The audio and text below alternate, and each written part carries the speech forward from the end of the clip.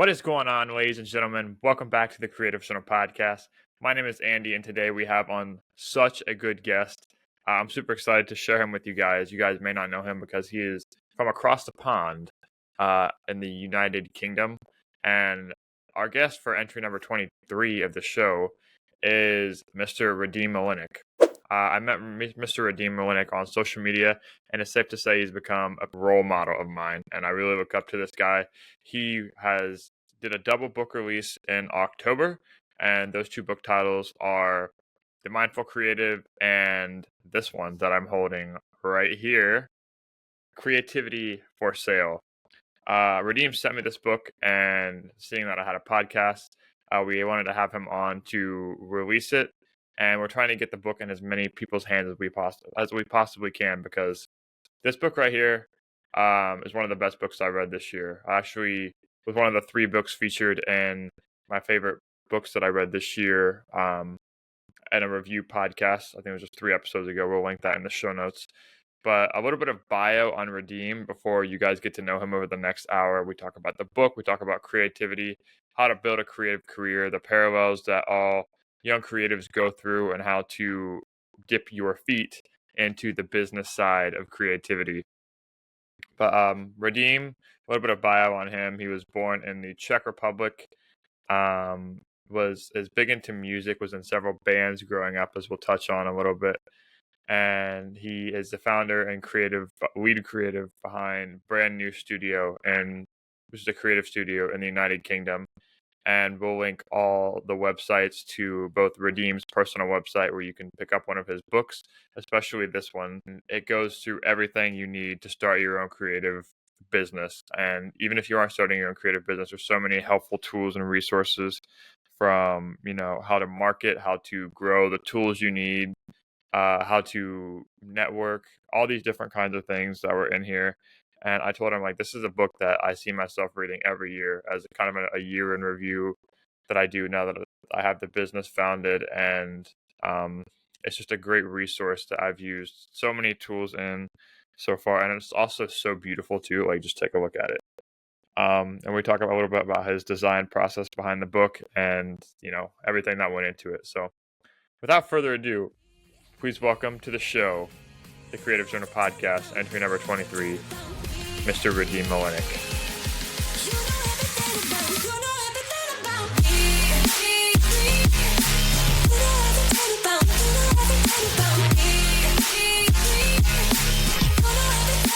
So, Radim, welcome to the show, man. Like I said, I'm super excited to have you here. Thanks. Yeah, sorry, I'm speaking too soon. Yeah, Start again. Yeah, absolutely. So, obviously, you just came out with 2 new books. I have Creativity for Sale right here in front of me. Can you just kind of take us through, your thought process, writing? I want to give you a chance to talk about your career first, and then obviously if that leads to the trajectory of these books. But tell us a little bit about yourself and, what got you here.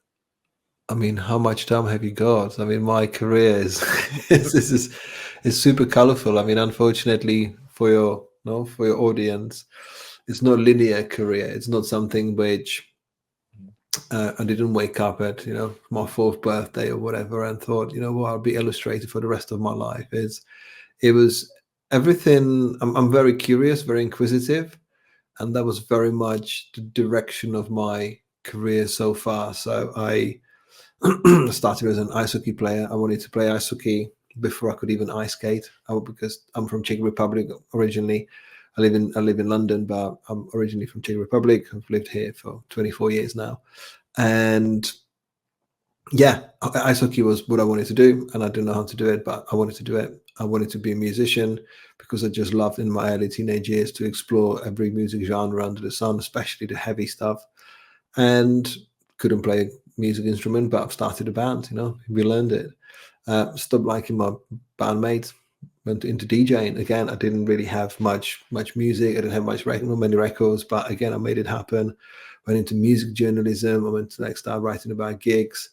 Wanted to be a music producer, and at that time I moved to the UK because I moved here in the year 2000, so I'll be 24 years next year.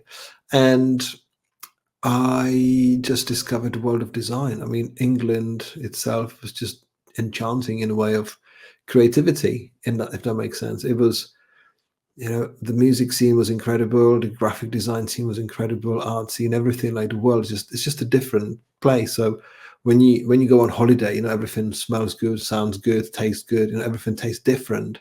Mhm. And for me, my first 2 years in England were like never-ending holiday. I felt like I was in a movie, it was really fun.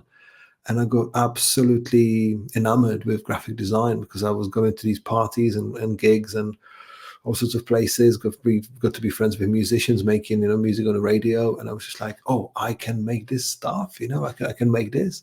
So I got I dipped my toe in the world of graphic design, and I haven't stopped since.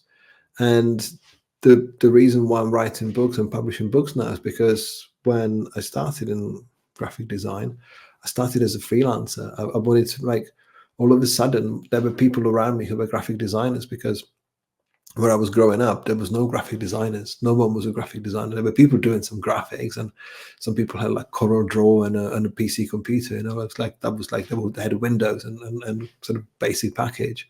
Yeah. And I'm like, it wasn't that enchanting. I mean, I was trying things in my teenage years. I was playing with, the Corel Draw and and Windows, Uh-huh. Windows 98 or whatever that would be, and those little steps would have been like a founding pieces, like a foundation pieces of me kind of getting into graphic design. So when I lived in the UK, when I moved to the UK, Mhm. I had lots of friends who were graphic designers, and I just loved. It was enchanting for me. It was like, oh right, so you can do this, you can do it from home. You don't have to go to work. Yeah. You can have your clients, you can work with musicians directly. And there was the reason why I moved closer to everyone of that kind. And I wanted to get more work, so I started printing little sort of booklets. I used to call them books because that was more, glamorous. So I started making promotional booklets, just with my sort of work, my illustration work, design work, just to get more clients, just to send it out. Mhm. And that led me, some 15 years later, need to get it right. Was it 15, 16 years, 16, right, let's say 16 years later, I started publishing books. Okay.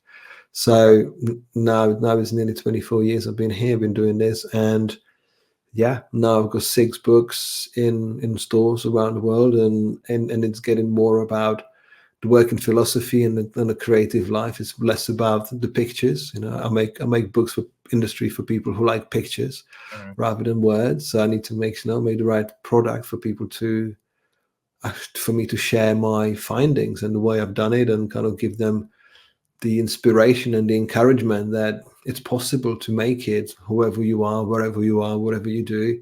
Mhm. Anyone can make their own career, and everyone can build their own creative brand, and just use basic building blocks again to do it right, to actually to establish yourself. Because I think in a current age, in current day and age, it's you can't plead ignorance. You can't say, oh well, I don't know how to do this, or this is I can't.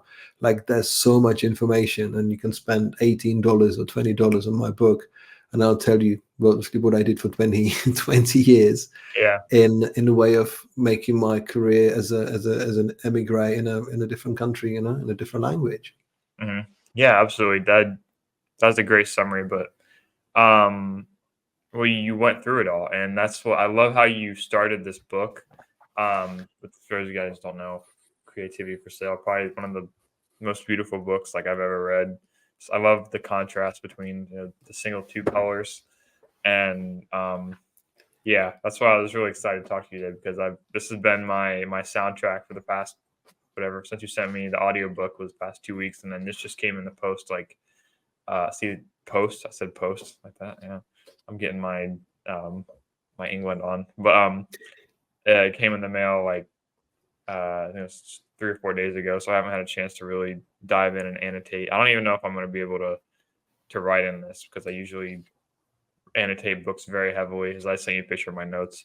But yeah, I love how you start the book with the analogy of the surfing, and how you're excited, you have this childlike creativity, you're getting ready to start, and that's not too far in my own career. That's not too far away from where I was when I first started.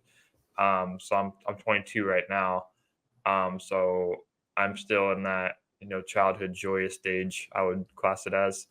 But you start the book as someone who, as I don't know if this is a real anecdote from your life, I think it is, but you get this surfboard, you're like a kid on Christmas morning, and you're ready to go out and hit the waves, and you just get crushed, right? And I can relate to that. You're just getting started. You have all these creative ideas, all this passion, and it can be hard coming out of the gate. So can you talk a little bit um, about your experience, getting started and what that crashing of the wave was like when you first started?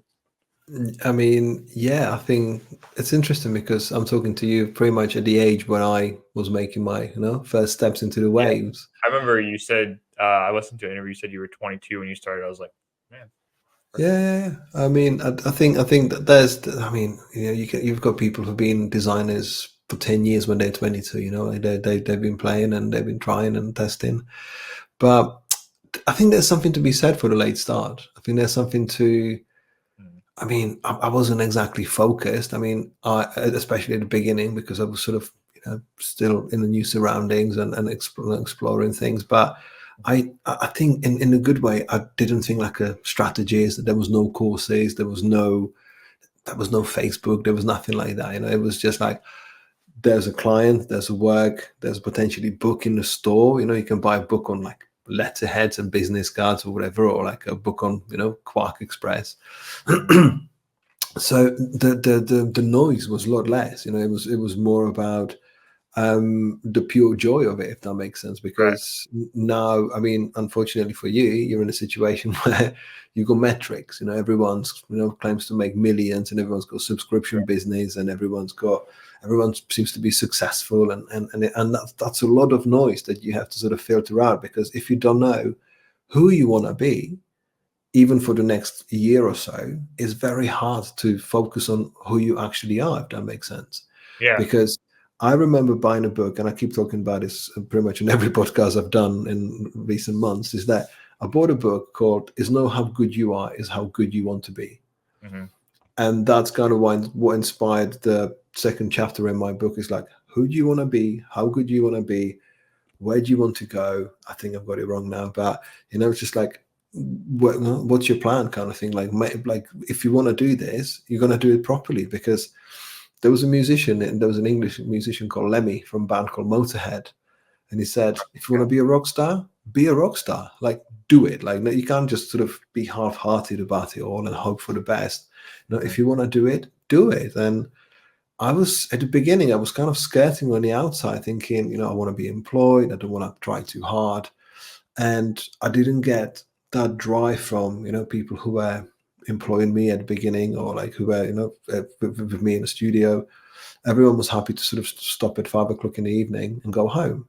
Where I was like, the work's not done, the work's not good, and we can do better. And my benefit of it all at the beginning was that I worked for a company that was producing a lot of work really quickly. It hmm, was a printing company. So I think in the 3 years, that 2.5 years I was employed, I did about 800 pieces of work. wow, Literally flyers, posters, menus. Like, it was all medium to low grade work. Like, no one was expecting to win awards on this. hmm, But I kind of got to find out what made me happy. I went to sort of explore every possibility, every type of client, every type of conversation. I got to, I had people like literally like nearly trying to pick a fight with me because the business card wasn't good enough. And you're hmm, like, okay, I don't want to work with those guys. I want to work with these people. And it's just, you kind of find yourself like that sort of filter of like, you've distilled it in the funnel. And you go hmm, like, okay, I have tried all of this, and I like this bit. Maybe this is where my soul is taking me. And I was very happy to, at that time, to be working. You know, after I would literally come home from the employment, and then start, let's say, at 7 o'clock in the evening, and work till 2 o'clock in the morning every night, and just keep working on my portfolio, building my own clientele, building my own meaningful connections with people. Some of them I still work to today. Like, it's kind of finding your true representation of your soul and what you actually want to add to the world, because you don't have to be doing what other people are doing. You can actually stick with what you are and who you are, because if you do it for long enough, the universe will show up and say, we really want this a lot from you. That makes sense. hmm, So, but initially, This is I'm talking sort of about 3 or 4 years within, my sort of trying. But the reason why I'm talking about my employment, because me going freelance on my own without any expectations, no philosophy, no clients, no portfolio, was that I totally failed. So, I was aiming with my little Mac. I think it was PowerBook G4, I think I had. And it was a beautiful machine. Had a really nice sort of connector, like a colorful connector. And I would literally jump in those waves, be like, hey, here I am. I haven't tried anything. I haven't learned anything. I know very little. I was like all about Adobe Illustrator, making all these vector posters and stuff. And within a few weeks, I've run out of money. I've run out of my overdraft, my bank overdraft ran out, my credit card sort of maxed out. And I was like, maybe I just need to learn a bit more, because I wanted to kind of back learn on the fundamentals, because it's really easy just to say, as I say in the book, like, you can launch your business today. Like, you've got an idea for creative business, let's say what the name is, it's Andy Milligan, creative journal, no, creative services, this is what I'm going to do. So you start your Instagram account, you buy a domain name, if you're clever enough, at least, you start your Behance, whatever, like you've launched. But no one knows about you. No one knows what you stand for. No one knows what you need to do. Like, no one knows what you can help or what's your values. And that's the part which, if you backtrack on it, if you actually say, okay, what do I want to do? What makes me happy? What makes my soul happy? Because things will change. Like, your creative output will change. Your interest might change. I mean, there's definitely a sliver of the industry where, you get your Michael Beirut's and Eric Spiekerman's, like the old guys.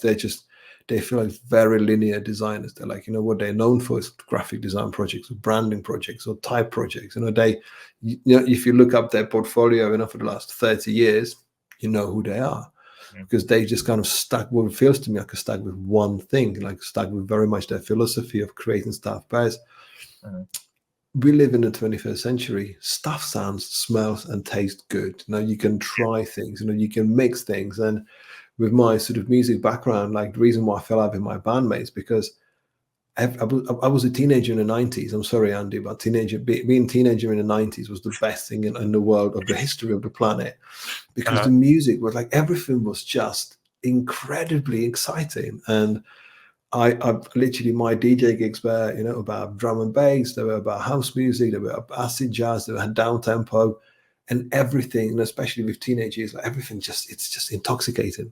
Yeah. So that's why I've decided to, kind of pursue it with my sort of creative stuff, because no one says you have to do just posters or just logos or just this and just that. You need to be good at one thing. You need to be really good at, let's say, a designer, or good at layout. Like, you need to master at least one skill so you can add on top of it. You can't be just good at everything and sort of like, be sort of average mid table at all of it. Like, you have to be really good at something, and then you just build your little skills on top. And in my case, I was curious about image making. Like, I loved sort of the mastery of a poster and album cover. And that's kind of what led me from being a graphic designer to having a career as an illustrator for 10 years, because I was just exploring. I was having fun. No one told me to stop. People kept buying. People kept commissioning me and paying me for the work. So I was like, this is great. All the way to the fact where now, for the last, I don't know, 6, 7, 8 years, everything kind of went into in a direction where I started my own branding agency, where we put focus on visual storytelling. So my interest in music, visuals, illustration, branding, logos, type, layout, all of it is kind of built to this output where we can take someone's narrative or someone's story, and we can actually make it visually really interesting.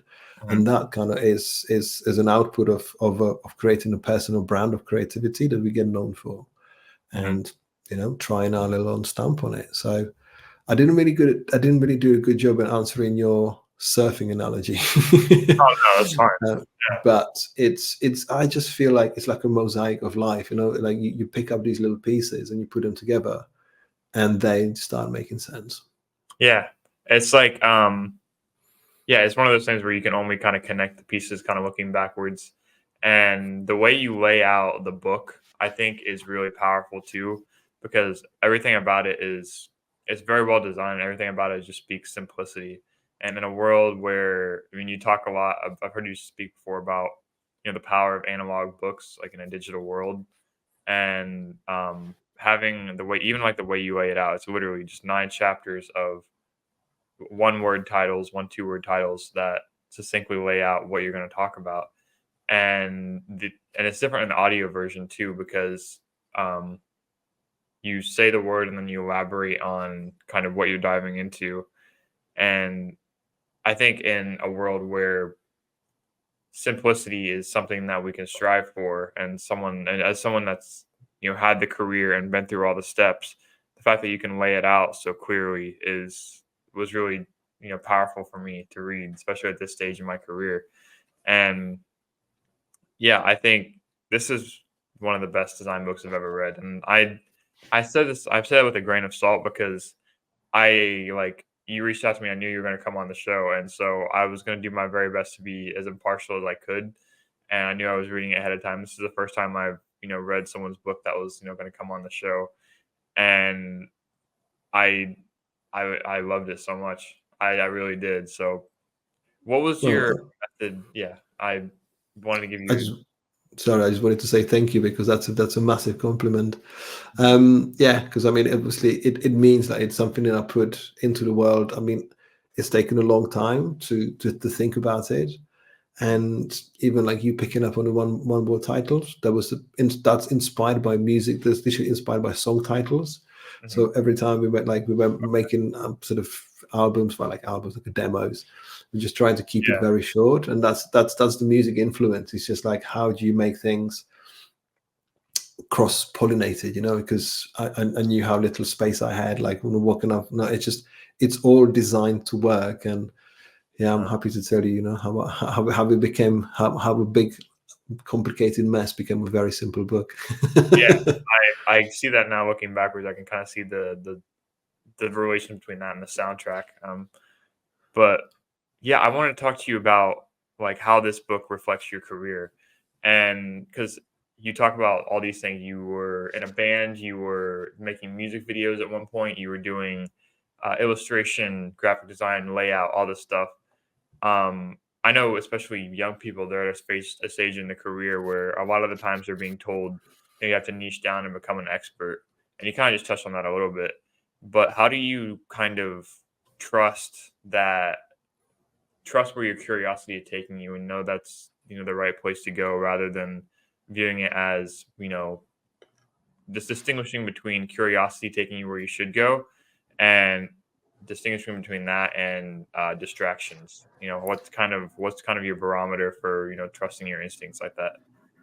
Yeah, the niching stuff. I mean, the niching messaging is very prevalent in the industry right now, and there's a lot of truth and sense in it. Like, you need to niche, Hmm. but I was lucky that I niched in the music industry. So I was working with a particular type of clients. I wasn't particularly doing one type of work, but I happened to start with an entertainment and music and that kind of stuff, which was just a happy accident because that's the people I knew, that's the people who gave me work, and that was my lucky sort of niching exercise. But I equally worked with anyone who would, especially at the beginning, anyone who would pay me. Like, let's do it. Let's learn stuff. Let's find out, because if you want to niche later, then you're not gonna your world's gonna be very narrow. And to answer the second part of the question is that the niching should be about what I call in the book the fuel and the feel. Like you go where your fuel takes you. And the fuel is your drive. Like, the reason why I jump in those big valley waves on my surfboard without being equipped with too much knowledge of how to do 7-foot waves properly, was that I was just excited. I was like, look, there's lots of people in the water surfing, I'll do the same. Hmm. And I didn't, and it's just like, okay, you can see lots of people on the internet, online, Instagram, whatever, in community, you see people doing lots of amazing stuff, and you're going to go and give it a go, because like, unlike the Bali waves, you don't have to wipe out, like, you just might fail quietly, or you might not get very far, but at least you can sort of see and emulate other people and see where the fuel is taking you. But it will take you to the place where your feel will actually answer that question. So my feel was in the music. Like I loved music visuals, like everything that was associated with music industry and music scenes. I loved it because it made me feel something. Mhm. And we are in the business of making people feel stuff. So I'm creating stuff. So like, for example, your reaction to my book is exactly what I envisage and I hope for, that someone will appreciate it for what it is. You can buy a video course, and that video course speaks to you differently. It packages the information slightly differently. Whereas the reason why I've niched and now double down on making books is that it's a direct relationship and direct sort of route and information to people they can cherish. And I remember getting lots of work through different art directors because they couldn't bring themselves to throw my brochures away, my booklets away, because they were beautifully printed and they were nicely made. And it was meaningful. There was something in this. It was just like, if it's someone's PDF in the inbox, you can just delete it. And I Yeah. think if there's any advice, like, make physical stuff, whatever that is. Print T-shirts, send T-shirts, and postcards, whatever. Like, have some people to actually to know what you get like from a creative. Like, have something that is here physically. Like, it's something that you can't want. Don't give people to actually a reason to keep stuff, because that changes everything. So yeah, it's that discovery. Like, you find your little patch, and it can feel so confusing, especially at the beginning, because who do you want to be? How good do you want to be? We go back to those questions, like, who do you want to be? How good do you want to be? Like, and Right. what lights you up? Like, why do you get up in the morning and go, I want to do this? You know what? I'm going to do this for 8 hours a day, and tomorrow I'm going to do it for 10 hours, and tomorrow I'm going to, the day after, I'm going to do it for 12 hours, because I'm eternally curious about what I can do with this and how it can make me feel and how I can sort of grow with this. Because you can find a natural end to that phase and go, what? I have mastered this this, let's say, design for music. I want to take it to design for theaters, or design for cinemas, or design for movies. Like, you can actually build that little sort of extension of your careers, because Mhm. we are most privileged people living on the planet at the moment at this time. Because if you don't like what you're doing, you can do something different tomorrow. Mhm. It's that easy. Like, what, you don't have to take shitty jobs on. You don't have to do things that you don't like. Like, what, I can potentially do this with somebody else. And you can do it actively or passively. Like, sometimes you don't like it.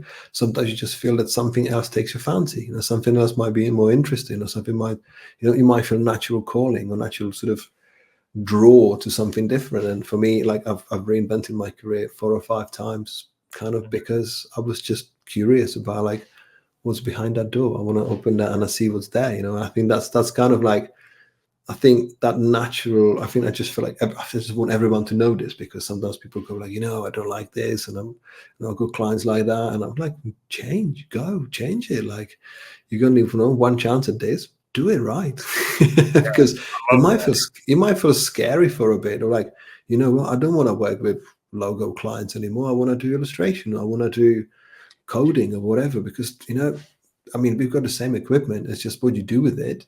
It's that's your choice. I've spoken to a lot of, creative directors and people in creativity just trying to learn. What are the commonalities between, the successful people, the people that I look up to that, you know, find their way in creativity, and then, they make a career out of it. And, I've heard you talk in the past about, with burnout, and you're always very open and transparent and stuff like that. And I really admire that, because I think the price you pay for creativity is something that isn't talked about very much. And I want to applaud you for bringing that to the forefront. So can you kind of talk about how you what your internal dialogue is like? And I know in today's day and age, there's social media, there's stuff like that, there's all types of things that aren't ideal that can be great tools that are just aren't ideal for creating the best mental health and stuff like that around creativity. And something I personally struggle with a lot is milestone anxiety.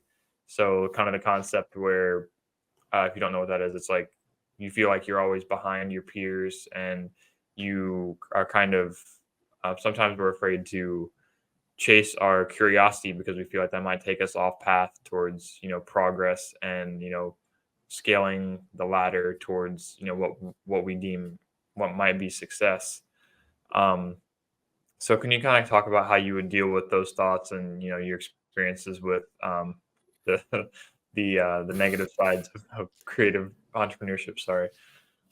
Um, what did you call the anxiety? Milestone anxiety. Master. Okay, I've never heard of that.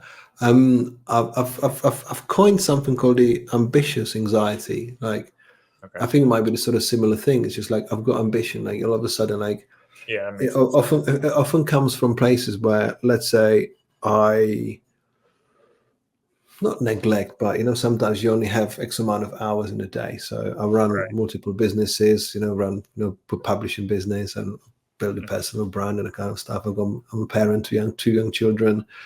My wife's also self-employed, so it's just like we are, busy people.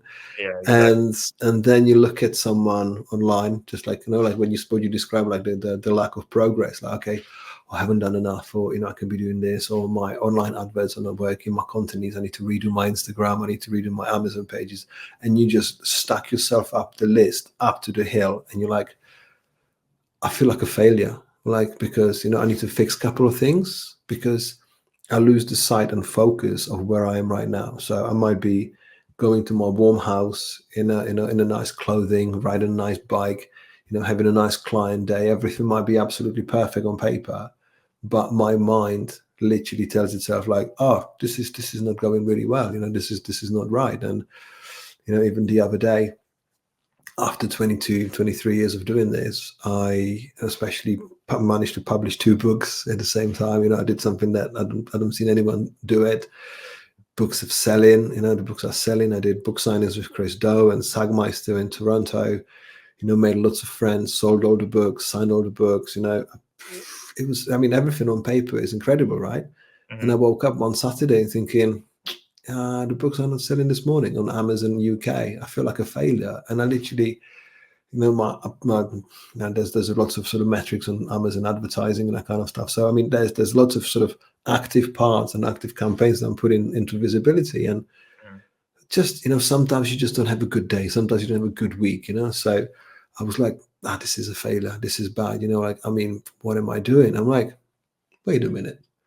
You're in this house with these children, with your wife, with where you live. This is, you always wanted what, basically you've got what you always wanted, but because you got like a little blip, what you doing? Like, just walk it off, just literally get your focus, like try and tell yourself, it's fine. Like, look at what you've achieved, go and smell the books, so look at the emails and the messages from people that they liked it, because that's fine. Like, that's just bring yourself back to earth, because no one is immune to it. No one at any stage of a career, you're immune to it, because we have metrics. I can see that, how good I, with especially with Amazon sales, I can see how good we've done. Like, okay, there's good numbers. Sometimes it dips. Sometimes you get incredible stuff. And in the past, I've managed to sell books really, really well because of the book on branding, and that was very popular. And like, we've seeded really well in that stack. So if you go past to your previous successes, I had Amazon bestseller for every day for 5 years. That was always going to end one day. There was always going to be like, look, we've had enough of your books. We're going to buy some other books. And you kind of have to get yourself ready for this. Like, okay, this feels really nice, Yeah. but one day this will feel very different. Yeah. And it's just that realization of like, okay, what is my enough? Because I now know, and I can tell you whatever's happening, in your mind now, or whatever the message is, and it's going to be, ups and downs. It's going to be a washing machine for quite a long time until you grow a bit older and go, okay, now I can take a deep breath. I can look back. I can take the good stuff. I will get rid of the stuff that I don't need to take forward. I just and your mind and your body and your resilience grows stronger. Everything's like the noise gets quieter. It gets different because we have burnout because we try too much. I've been doing Mindful Creative, the second book. I've been doing it as my lead talk pretty much every week, twice a week for different institutions, colleges, universities, online and in person. And there's always one question, like, how do I know? How do I spot when I'm burning out?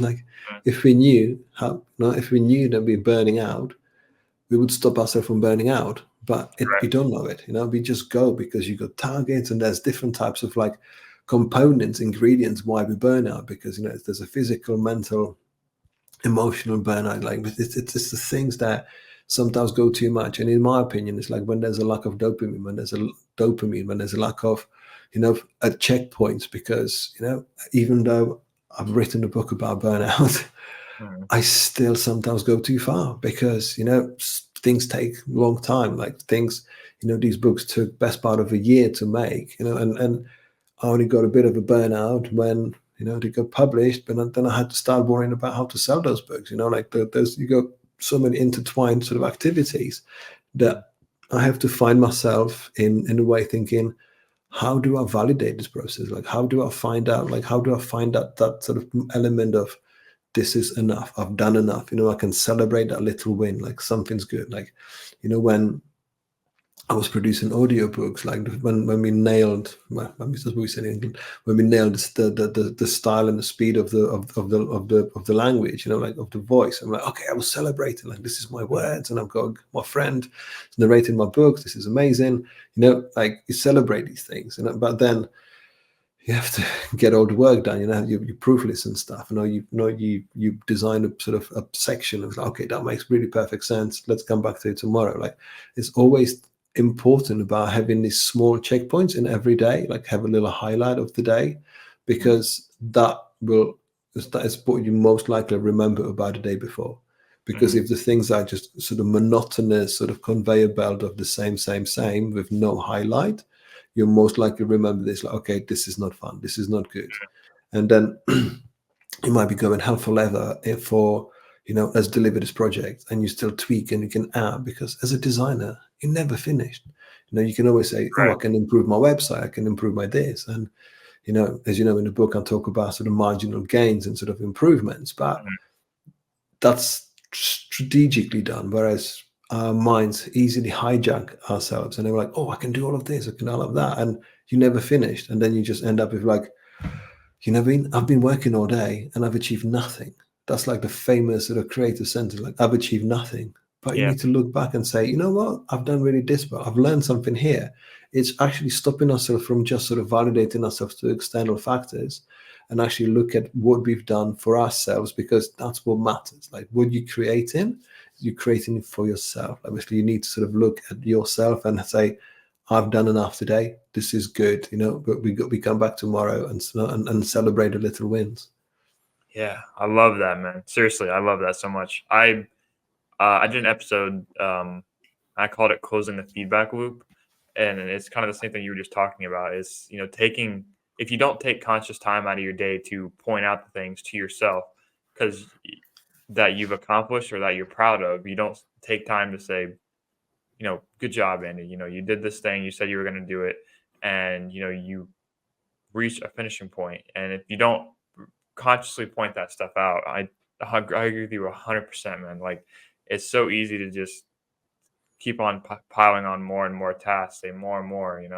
Especially when the work seems endless. If you don't take the time to just, like you said, point it out to yourself and then slow down a little bit, be present, have those moments to yourself and find those small wins, then it's like, what are you doing it for, And it's so easy to get lost in the fact that, like you said, there's so much to do. You're checking the book sales, you're checking everything, you're running an agency, family, everything like that. I mean, I can't even imagine. But to hear that you at your level in your career still have a lot of the same thoughts that I do regarding your internal dialogue is really refreshing to hear.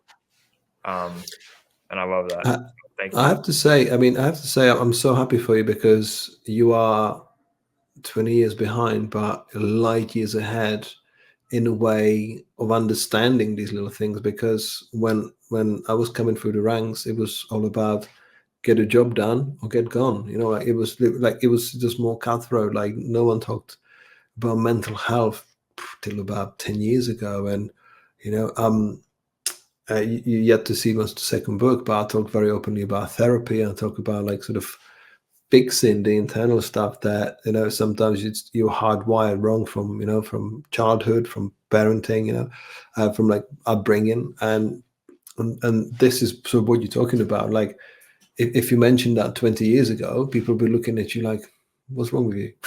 What are you doing? Yeah. It was a lot more cutthroat, more macho kind of environment. And I mean, you can only think like how things must have been like, 40, 50, 60 years ago, Right. like they were not nice in a way when we think about it now, because we have rediscovered that as humans, we got emotional intelligence, Mhm.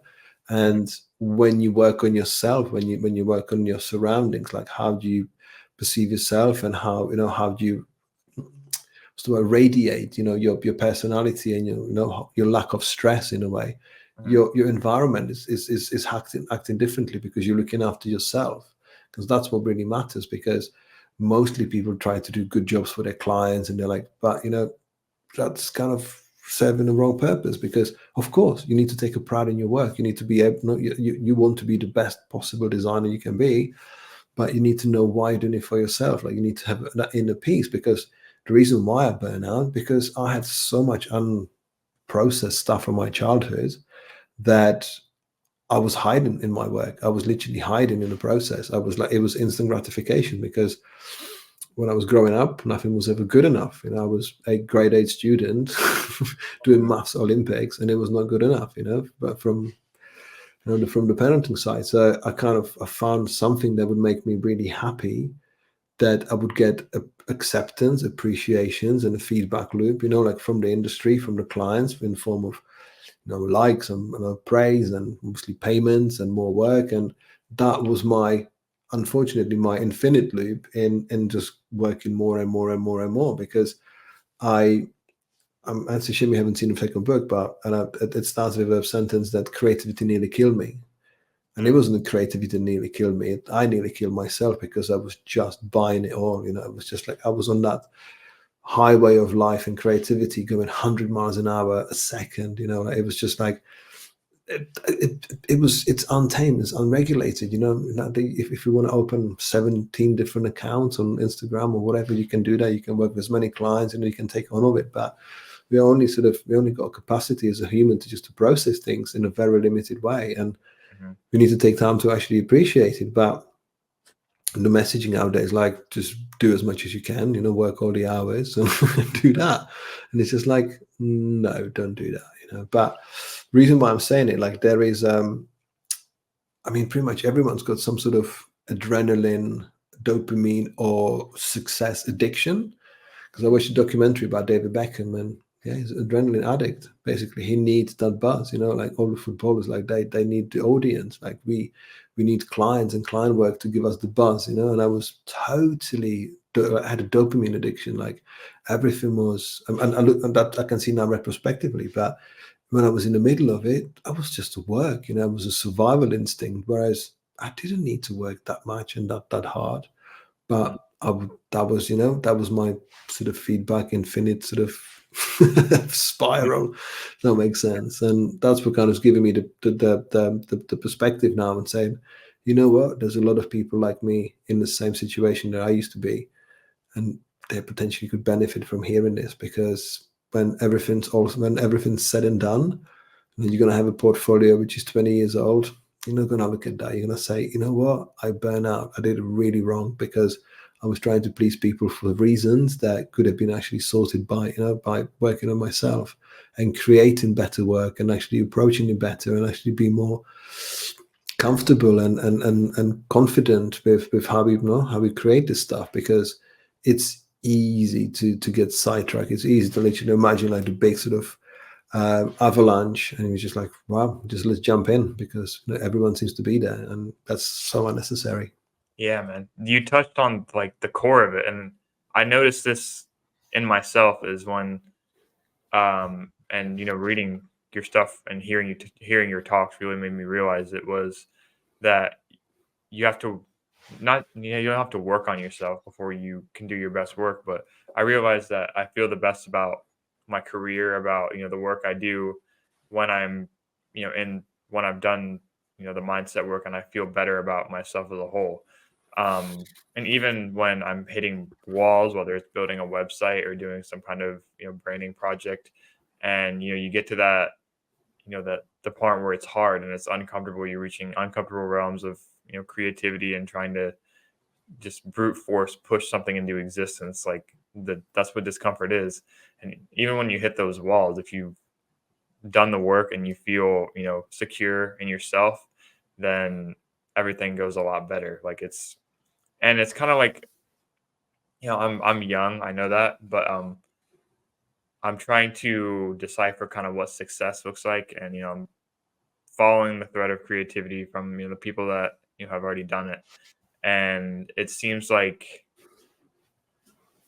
success isn't always getting the most clients. It isn't being overbooked. It's like one of those things where that's like at the forefront of my mind right now personally, and a lot of the audience as well, is growing a creative career, and that's all the allure. But when you see what sometimes can happen on the other side of that, and I think burnout is one of those things where um you don't really know your limits until you've kind of pushed up against them, and that's how you've reached the end of them.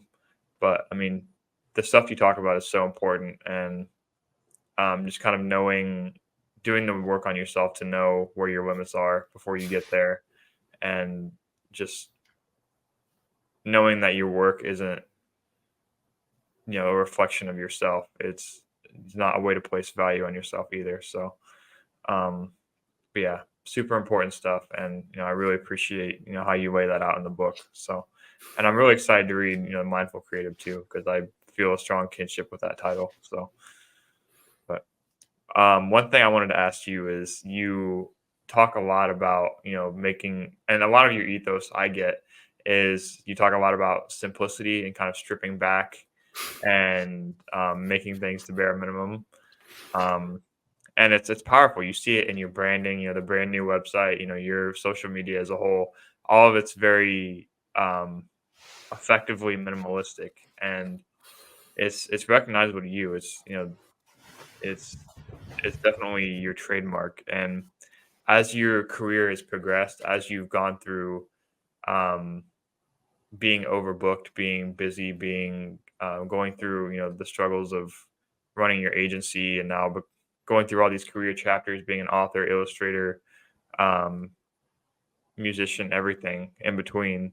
What are some of the things that as you've progressed and grown in your career and your mental health and things, that you've have found the most effective, that you strip back, and how have those changed over time? I mean, sorry, I had to laugh because when you said everything's really simple, I mean, it's been 20 years of making things simple. Uh-huh. I mean, the reason why I became an illustrator is because I was overloading my designs with like extra layers and textures and shapes and stuff. And my illustrative work, if you Google like Radim Malinic illustration, you might get to see like my collage work and like my illustrations. I mean, I tried everything, and then I was always kind of scared that there was not enough, so I was adding things, adding, Uh-huh. and my love was for simple stuff. Like I just love, like for example, there's a Danish duo called Havas and Hannibal. There's two women, two girls from Denmark, and they just made the most beautiful, in my eyes, the simplest possible work. And like I always wanted to do stuff like that, but my insecurities were like making me to add more and more and more stuff. And Yeah. it's only with time and age that you get to work with people. Like, for example, I remember working with clients. They're like, we want this, like we want you to make this. I'm like, well, you can make 7 different options of this. They're like, no, we just want this option.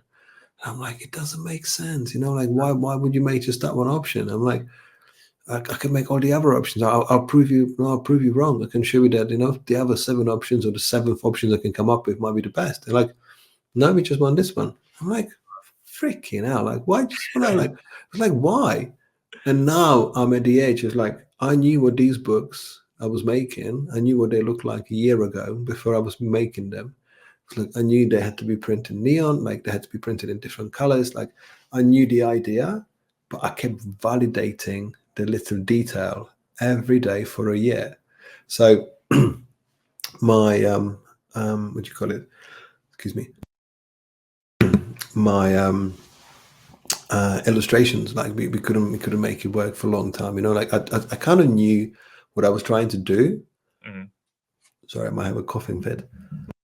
Look after yourself, and you know what? There was an idiot who wrote a book about it. You know, so don't do what he did. You know, like don't do that, because I wish. I mean, you know, we tell ourselves like, would you ever go back and do something differently? And I kind of wish that when the clouds were dark, when I felt like I was the loneliest person in the world, thinking I'm the only one who burns out, I'm the only one who doesn't get it right, I just wish that somebody told me like, you're okay. We're all the same. We all do the same problem. We all got the same.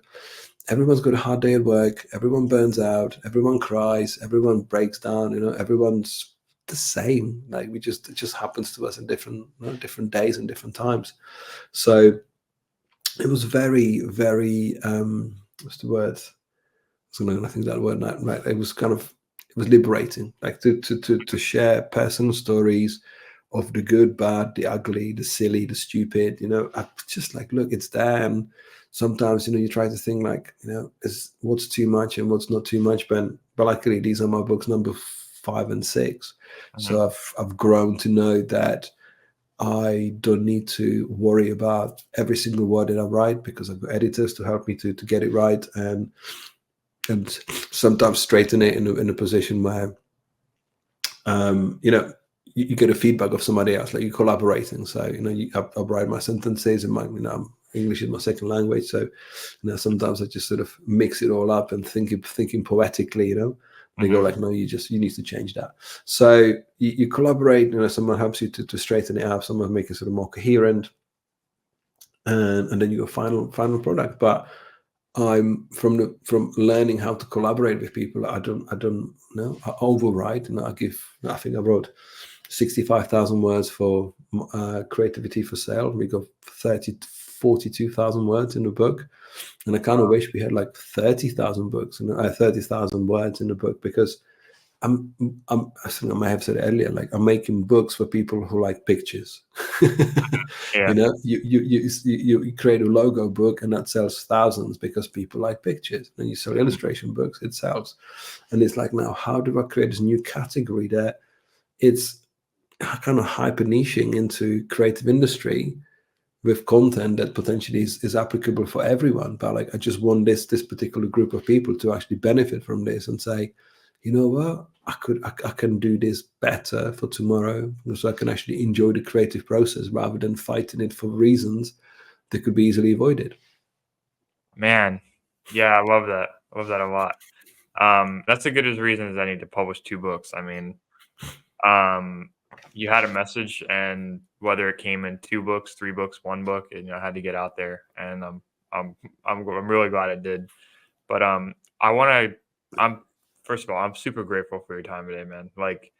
The ever since just growing up and, you know, being in my first, you know, full-time role, I've gone to really value and appreciate my time. So anytime someone like you can, you know, spare in an hour just for some measly guy like me, I really appreciate it. But I want to kind of end this off, and we'll get to you know, sharing where people can get the book and everything like that afterwards. But I want to get to like a super quick exercise. If you were my age, I mean, we started at the same age, we kind of touched on that earlier. But if you were my age and you could give yourself any of the books that you've published so far, um, just give it to yourself as a 22-year-old before you started your journey, when you're first getting started, and say, here's this title along with this message, what would that look like? Oh, that's a tight one. That's a tough one. Mhm. Um, I think mindful creative. I'm really proud of what I've achieved in mindful creative. I mean, creativity for sale is like like a distilled version of the things that I've read lived, experienced, Yeah. listened to, spoken to, and it's my version of like I believe that's where you connect with yourself. So I mean, I would love to take those two books if I could take two books. Like I mean, that's the reason why they exist together. And through the process, I didn't want to jump into your question, but there is another three books that have come out of this writing process, which can follow or will follow. In fact, there'll be a book on how to launch a creative product because everyone wants to be client free at some stage. So how to do that, how to approach creativity is another book. And there's one more that they help the series, like they are literally like the manual. So I just wish those books existed because that's pretty much what I was saying on social. Like I Austin Kleon says, write books you want to read. Whereas I've created books I wish that existed when I was in my early career because there was nothing like that. There was nothing about mindfulness. There was nothing about burnout. There was nothing about how to build a personal brand. Like I think the people who have started talking about personal brand 20 years ago now backtracking about like, oh, don't be a personal brand. I'm like, you know what? Brand of creativity will get you somewhere. Like you're gonna own who you are. You're gonna own yourself. You're gonna own your oddness. If whoever you are, if you're odd one out, celebrate it.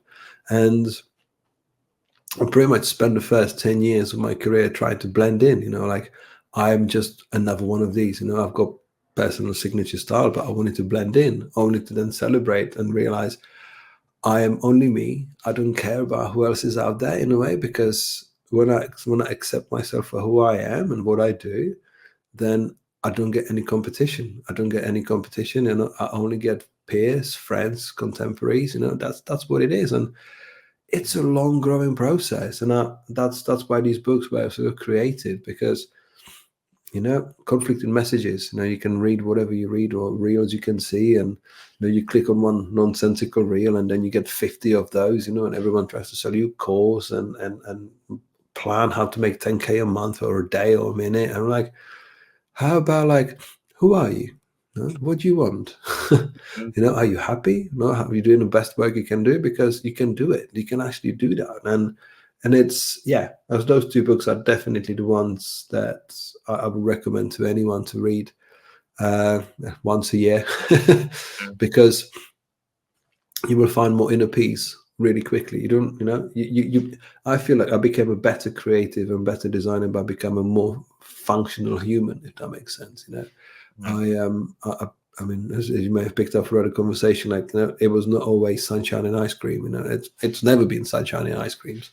It's more like, okay, how do we get through this stuff? Like, how do we make more compassionate work? How we understand our clients more? How do we, take failure? How do we take feedback to heart? With dealing with it, because we all want to learn how not to feel bad. We're like, I only want to feel happy and okay. Whereas we need to learn how to feel okay, not feeling okay. Like we need to understand it's like, okay, this is a passing moment. This is a situation that's happened, and tomorrow we'll be back to normal. Like we just need to recover. So like if you go for a run, or if you cycle or lift weights, you're not gonna be feeling okay because you're gonna strain, and after that strain, you're gonna hurt. But it's like the more you exercise, the quicker you go back to your baseline.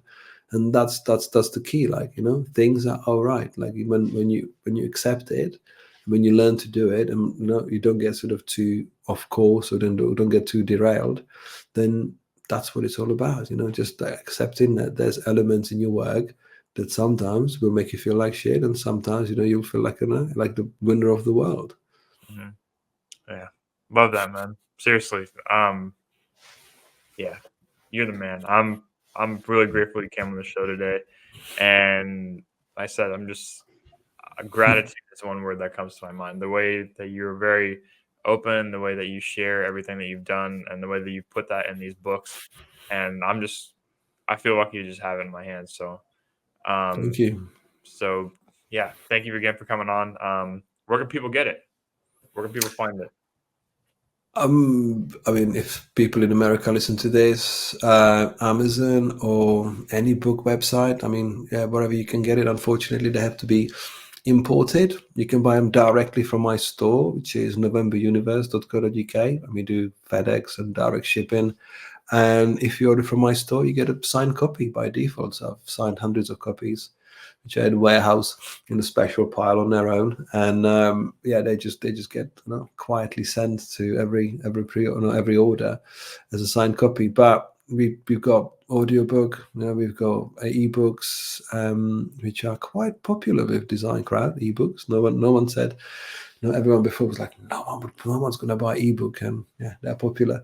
So Google, you find if you want electronic copy, but 100% recommend come on my website, get a physical book, because it's going to look good in your house, it's going to smell good, and you will never want to pass it on, because it's just they're just different books. That, as like they're printed in.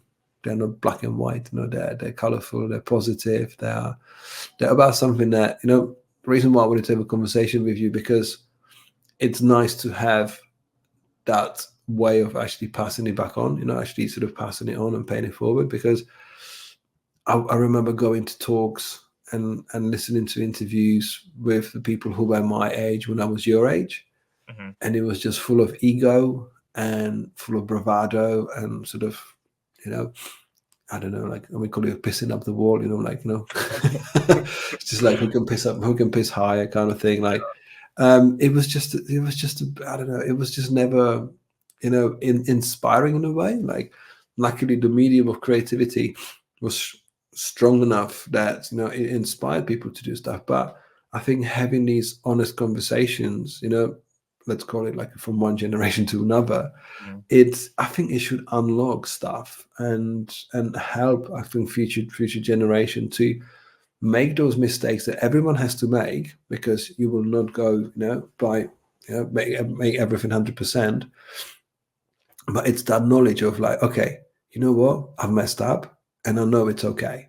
The world's not gonna end. Everything, I will be still in business. Everything will be fine. And that's what we spend lots of time thinking that's going to happen to us. So it's about just unlocking that knowledge. Because yes, I would love to tell you that if you ask me for advice and you say, should I go left or should I go right? No, I will tell you go right, because I've been left and that didn't work. Of course you'll go left. You want to find out for yourself. You're going to do it on your own. But when you come back and say, oh, I should have gone this way, you will know it's okay to make a mistake. It's okay to do and work it out for yourself. Because if we all follow just easy answers, then we'll never learn. We need that friction. We need that problem solving. This is what makes us stronger. This is what makes us better. So, having burnout and having, done all sorts of crazy things and, nearly breaking myself, I needed to do this. But I wish that there was a sign somewhere saying, that's okay. You will recover, because I thought there was no way back. And I think that's the most important message. You are never alone.